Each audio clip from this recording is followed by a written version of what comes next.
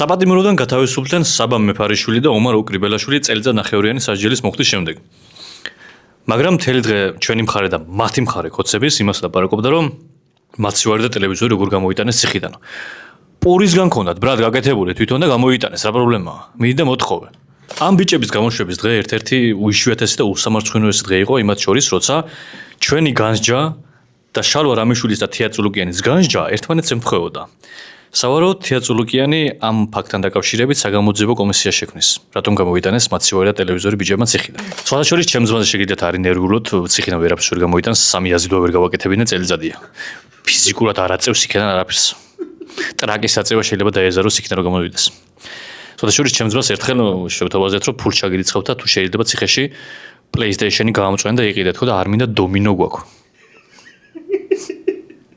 არ ვიცი რატო უშლე ერთმანეთს ხელს PlayStation და დომინო. მაგრამ რა ვიცი, შეიძლება ჩემაც მოგეთ დომინო გამოიტანოს ციხიდან და ჩოთქის ანგარიშო. მაგაზე ნუ გამოიგიდებით. გამოიწერეთ არხი ჩანგალი, გააქტიურეთ ზარისღილაკი, დაალაიქეთ ეს ვიდეო და ქურდულები დაგვიკომენტარეთ სიმონ.